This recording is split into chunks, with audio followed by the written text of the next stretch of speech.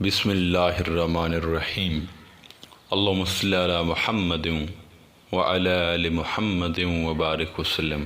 سامعین اکرام، انسان کے پورے وجود میں جو اس کا قلب ہے وہی منبع اور مرکز ہے۔ اگر انسان کا قلب صحیح ہے تو انسان کے پورے وجود کا جو سسٹم ہے وہ بالکل صحیح ہے، اور اگر انسان کا قلب غلط ہے تو چاہے وہ جتنے مرضی اعمال کرے، جو مرضی کرے، وہ غلط ہی ہے۔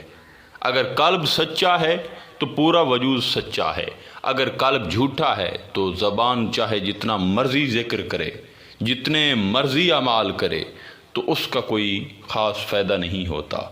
اور یاد رہے کہ کسی ایسے شخص کا قلب جاری ہو جانا جو اللہ کا طالب ہے، راہ سلوک کا مسافر ہے، یقین جانے کہ یہ اللہ تعالیٰ کی طرف سے وہ انعام ہے کہ جس کا کوئی نعم البدل نہیں ہے اس دنیا میں، اور اس کا مقابلہ دنیا کی کوئی نعمت نہیں کر سکتی۔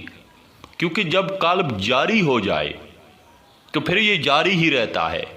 اگر کسی کا قلب جاری ہو جائے تو وہ مر بھی جائے تو قبر میں بھی اس کا قلب مرتا نہیں ہے، قبر میں بھی یہ جاری رہتا ہے۔ لیکن یہاں غور طلب بات یہ ہے کہ ایک آدمی راہ سلوک پر بھی چل رہا ہے، روحانی اذکار بھی کر رہا ہے، مگر اس کے باوجود اس کا قلب جاری نہیں ہوتا۔ اس کی کیا وجہ ہے؟ دیکھیے، سورۃ الفاتحہ میں ایک پیغام دیا گیا ہے کہ اگر بندہ میرے ساتھ تعلق قائم کرنا چاہتا ہے یا وہ اپنا قلب جاری کرنا چاہتا ہے تو اسے کیا رویہ اختیار کرنا چاہیے۔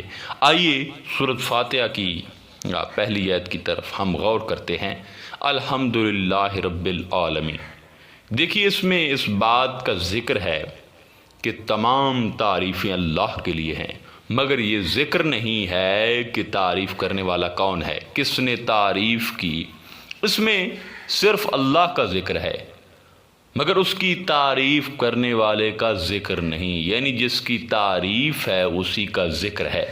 اب غور کریں تو اس اسلوب سے اللہ تبارک و تعالی مخلوق کو اپنے ساتھ تعلق قائم کرنے کے طریقے کے بارے رہنمائی فرما رہا ہے۔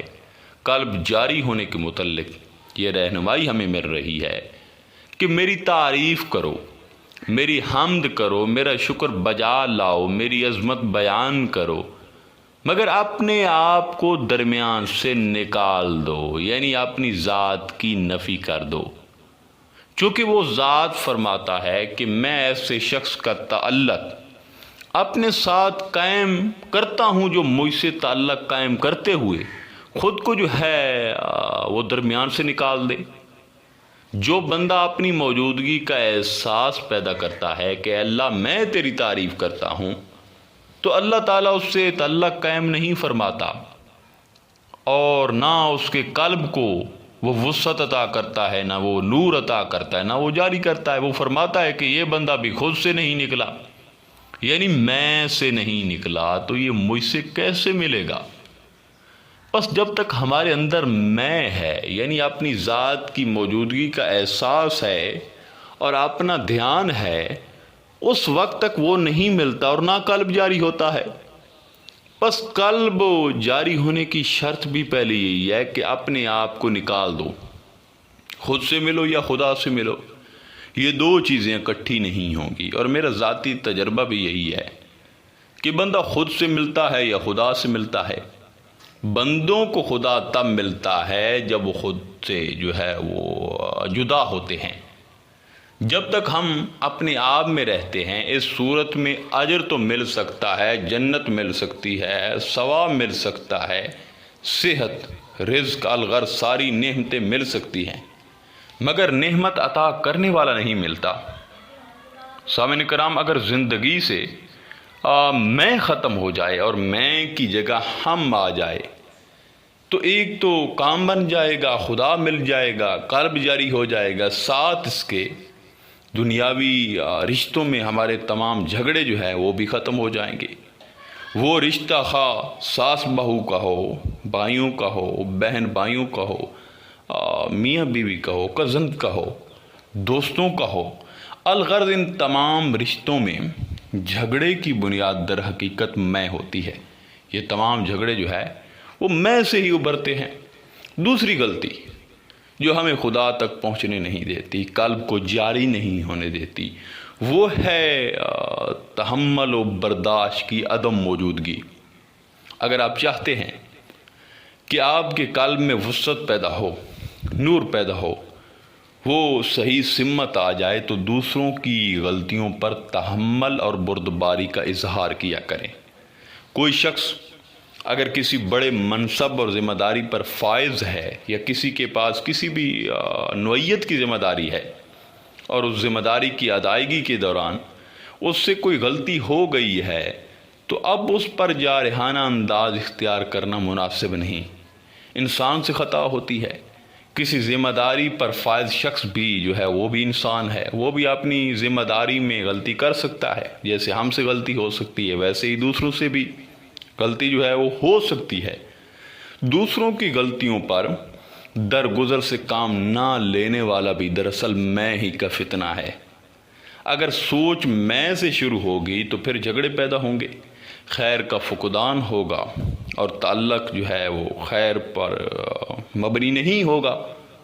کبھی ایسا ہوتا ہے کہ ایک شخص نے دوسرے سے زیادتی کر دی، تو اب زیادتی تو ایک بار ہوئی، مگر ہمارے عدم توازن اور عدم اعتدال کا حال یہ ہے کہ ہم ساری زندگی اس کا غصہ اپنے اندر رکھتے ہیں۔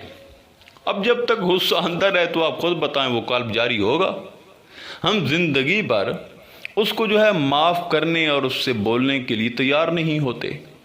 اگر مخلوق خدا کے ساتھ معافی اور درگزر کے جو ہے حوالے سے ہمارا یہ رویہ ہو، تو ہم کس طرح توقع کر سکتے ہیں کہ ہمارا قلب جاری ہو، ہماری ہزارہ غلطیاں اللہ معاف کر دے گا؟ وہ تو فرماتا ہے کہ اے بندے، تو میری مخلوق کو معاف کر، میں تجھے معاف کر دوں گا۔ تو کسی کی چھوٹی سی غلطی معاف کرے گا تو میں رب ہوں، میں تیری بے حساب جو ہے وہ غلطیاں معاف کر دوں گا۔ جیسے ہم امید رکھتے ہیں کہ اللہ ہمیں معاف کر دے، تو اسی طرح ہم بھی جو ہے وہ دوسرے جو لوگ ہیں ان کو معاف کر دیا کریں۔ سامعین کرام، اللہ تعالیٰ نے سبق دیا ہے کہ انفرادیت کو ختم کر کے اجتماعیت میں گم ہو جاؤ۔ انفرادی طور پر مت سوچا کرو، بلکہ جو ہے اپنی سوچ کو اجتماعیت میں تبدیل کرے، کیونکہ اجتماعی سوچ کو اپنانے میں ہی خیر ہے۔ اس اجتماعی سوچ کا نتیجہ یہ ہوگا کہ خود غرضی، ہرس، لالچ، ذاتی ہوس اور طمع ختم ہو جائے گی، اور یہ سب قلب کی مرضیں ہیں۔